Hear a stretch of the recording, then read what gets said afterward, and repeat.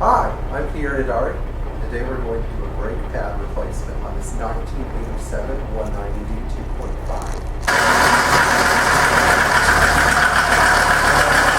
2.5. We're going to do rear pads in this 1987 190D.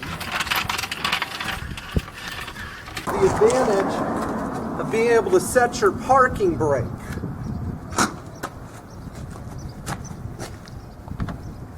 Adjustment during the course of this job.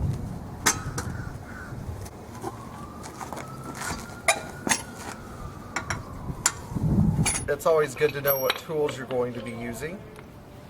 We have here a 17mm socket and a small extension. Your extension does not have to be quite this small, but it shouldn't be any longer than, let's say, 4 inches. A ratchet. A pin to drive out the pins that hold the rear pads in. A 5mm Allen socket for removing the bolts that hold the rotor on. A ball peen hammer. A small pry bar for getting the pistons to recede in the rear caliper. A wheel alignment tool supplied by Mercedes, which can be found in your toolkit. A set of channel locks to help pull the rear pads out, and of course a lug wrench. These are genuine Mercedes rear brake pads. However, parts from Jurid, ATE, Paget, or Textar are also suitable for this job.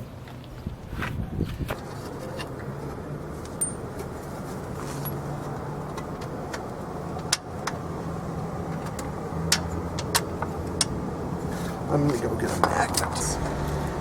Located in the lower control arm, and for situations like these it helps to have a magnet handy so you can go in and fish the bolt out if there's a problem.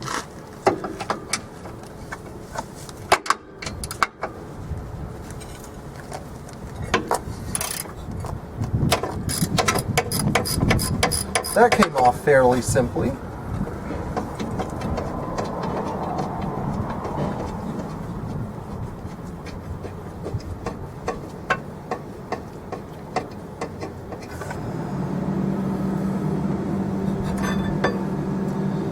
You can just set the caliper here. You don't want to let it hang by its hose. Now, and you can undo the 5mm Allen bolt. There's no longer pressure on the brake rotor, and the brake rotor will come off with some effort. It is okay to hit the brake rotor with the hammer. All you're doing is loosening it up. Sometimes corrosion can get on and freeze it to the hub. Watch. And now the brake rotor has come loose. In order to adjust the parking brake, we have to turn this wheel. You can also use a flathead screwdriver for this job. You'd like to know how that's done. Let me go get a flathead screwdriver. Now, to adjust the brake, the emergency brake, you can turn this little wheel out, and after adjusting the emergency brake about 3 turns, you can see that I put the brake rotor back on.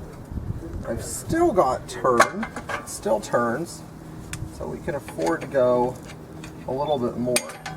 What I could probably tell you about this car is that its brakes have never been adjusted. But you can see that this is a very simple adjustment.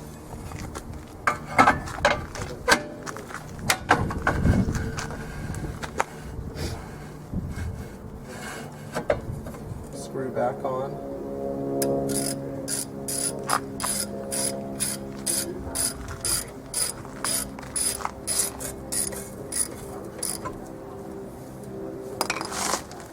And now you can put the rear brake caliper back on.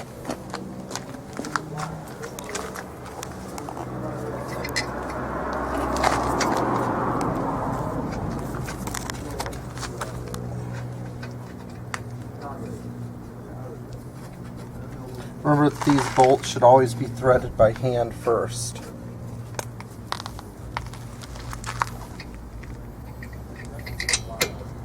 Millimeter socket and ratchet.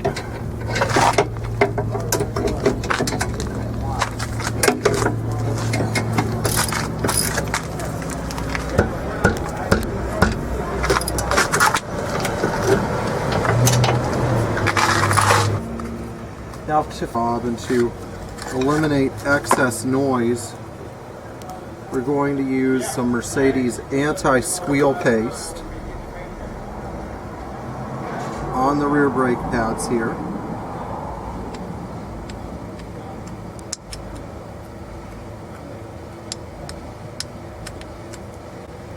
And this will keep them from making excessive noise.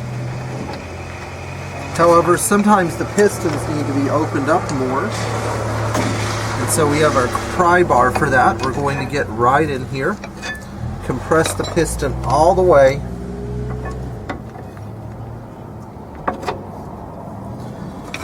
Now the pad goes in easily on this side, and we can more or less tap it all the way in.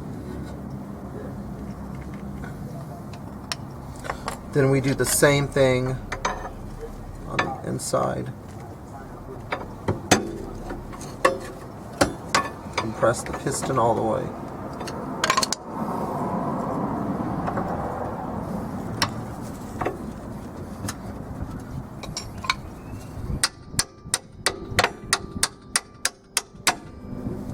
Tap, tap, tap. Now we're going to take our grate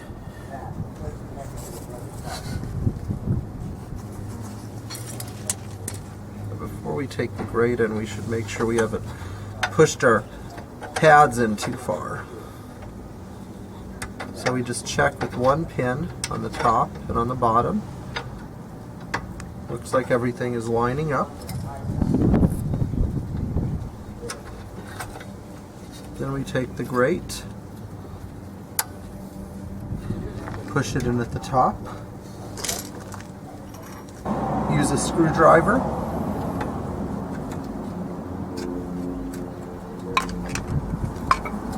and then you take your hammer and tap, tap, tap.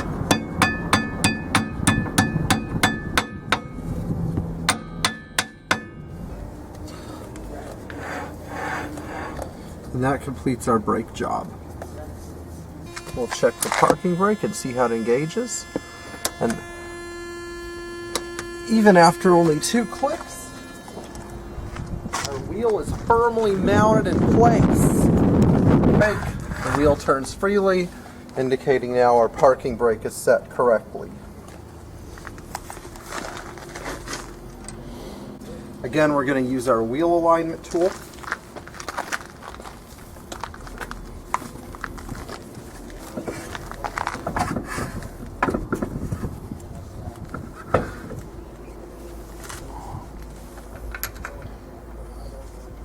I would like to thank all of you for viewing this video today. I hope it was informative, and remember, with the right tools and the right parts, even you can be your own Mercedes-Benz mechanic.